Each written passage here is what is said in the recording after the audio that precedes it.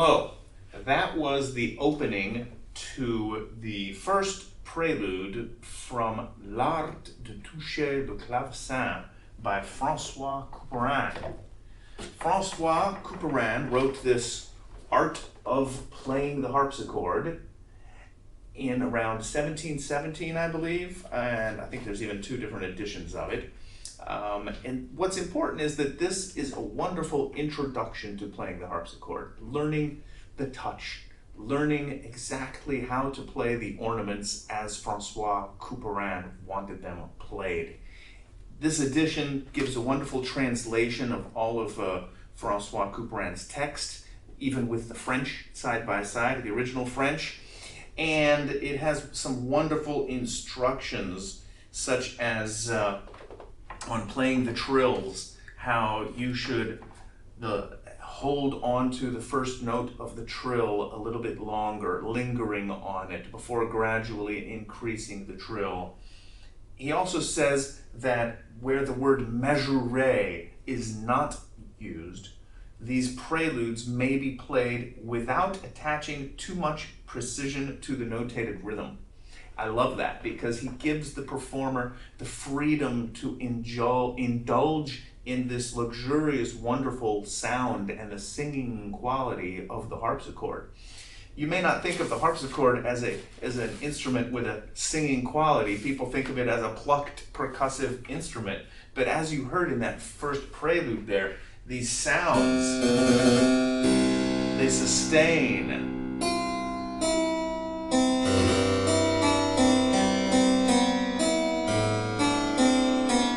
Plays with these, listen to how the harmonies and the suspensions and anticipations overlap with each other and ring throughout. That is one of the characteristics I love about Couperin. He makes the harpsichord really resonate, and it sounds beautiful on this French double manual harpsichord. Speaking of the two manuals, friends sometimes ask me, why are there two different keyboards on this? What's the difference? Well, the bottom one, as you can hear, we call this the back 8 because it's 8-foot strings. Generally, the 8-foot termination, the terminology of the 8-foot came from the organ because 8 feet would be the size of a particular pipe to get this octave to sound correctly. These 8-foot strings, as they're called, they're not really 8 feet long. The instrument is almost 8 feet long at the base, though. These are plucked further away from the player, further towards the middle of the string, which gives them a round quality. And these on the upper manual, can you hear that? They sound a little bit more nasal, a little bit more of a tighter sound because the plucking mechanism on them is closer. So we call these the front 8 because the plectrum for these, or all of the plectra, the plucking devices, are located closer, so they're near the edge of where the string is tied up here, and it gives it a really tight sound. You'll hear this when I play the allemande, for instance. I play the first section of it like this.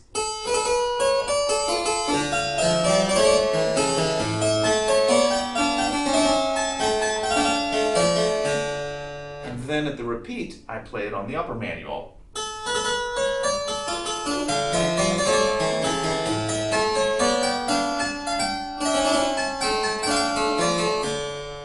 Like that. And the other thing that's nice about this Art of Playing the Harpsichord by Couperin, he specifies exactly how he wants his ornaments to be played. Usually with Baroque music, you don't have the ornaments written in, and it's left to the interpreter to pick whatever ornaments they want. But in Couperin's instance, he writes exactly which ornaments to play. He gives you lengthy descriptions of exactly how to play those ornaments, and he requests that you do not deviate and add new ornaments or leave out the ones that he's written. So very rare among Baroque composers that you play it exactly as it's written.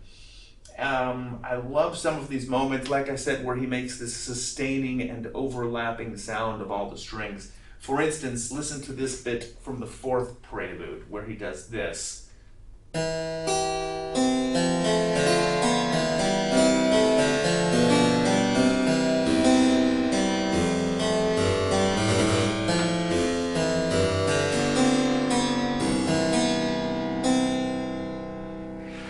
creates actual seventh chords. And Couperin does come up with some beautiful chords on his own in here as well. For instance, in the second prelude, before I play these rich chords I'm about to get to for you, let me show you another thing I love. Some of his ornaments are quite fun. He explains, of course, other composers used these ornaments too, but in Couperin, it's like he's trying to bring them to the forefront and really teach you how to play them. One of my favorite ornaments is called the coulet, which is like a slide or a little glissando. Basically, you've got two notes here, for instance, an F sharp and an A, and he writes a little line between them showing you to play glissando right through them. And it sounds like this.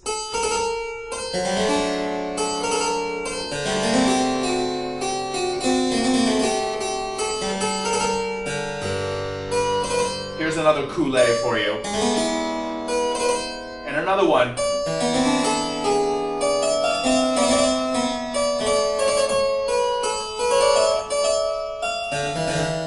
Now listen to this chord. When was the last time you heard that in Baroque music? It's what is it? It's G minor 7, G, B flat, D, F, with the added ninth of the A. Sounds like a jazz chord, doesn't it? G minor 7. And he doesn't stop there. In the next measure we have, I don't even know what to call this chord. This one has an F in the bass, and then A, C sharp, E, which is an A major chord, right? But the G in there too. So you've got like an A dominant 7 in the right hand over a bass of an F in the bass.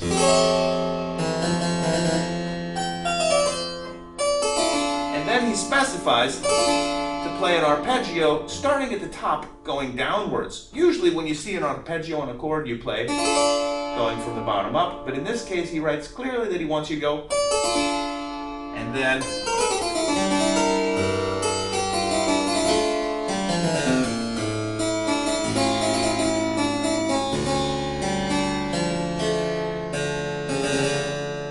and look at what my left hand has to do here. This is another fun difficulty with Couperin. Frequently in these preludes, he writes for the bass to hold one note, and with the same hand to play an octave higher, a trill. You can't really do that too easily on a piano unless you've got huge hands. On the harpsichord, luckily the keys are a little bit smaller together, so you can manage such a difficult little thing. And he does it all the time. The opening prelude starts with a trill, and then an octave. That's not so hard. But at the end of it, he does the opposite, where you play the bottom of the octave while doing the trill on the top. So you really have to hold the hands that way. What else did I want to say about Couperin? Did I mention that he was born in 1668, and died in 1733, which makes him exactly 17 years older than Bach. He died 17 years before Bach. He was born 17 years before Bach, so just a slight generation ahead of him. And Bach, Johann Sebastian Bach, actually copied some of Couperin's music. Les Bergeries was the one that he copied, perhaps amongst others, but he included it in the notebook for Anna Magdalena Bach. And it's interesting to compare the notation. So we know that Johann Sebastian Bach was aware of the music of Couperin, and I don't know if I would go so far as to say imitated it, but at least he studied it and wrote it down, and he knew it. So it's wonderful to study Couperin as a way of preparing for Bach. Not all of these preludes are entirely dreamy and free in rhythm and emphasizing these sustained clusters of sounds like the ones I showed you. Remember, he said you only play that way when the word mesuré is not written. But in the third prelude, he does write the word mesuré, which makes this sound a little bit more like German counterpoint, I think. The dreamy sort of rich harmonies make Couperin sound somewhat French, I guess, in hindsight, because we can look at it as influencing Ravel and Debussy. But this one prelude here that says mesuré, friends who hear it tell me, oh, that sounds like Bach. Yeah, it's a bit like this.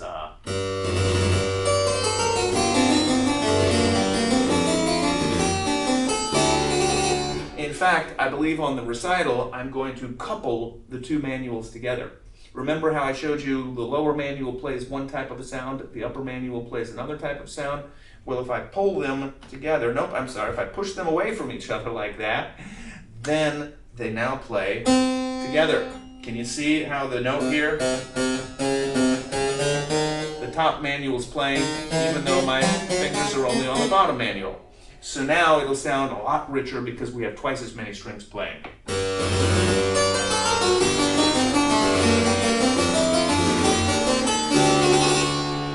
Yeah. So I hope you will enjoy this music by Francois Couperin.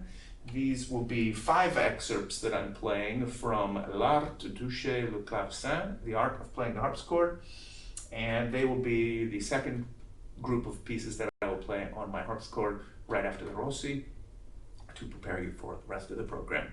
So I will leave you off with some of the first prelude from this book.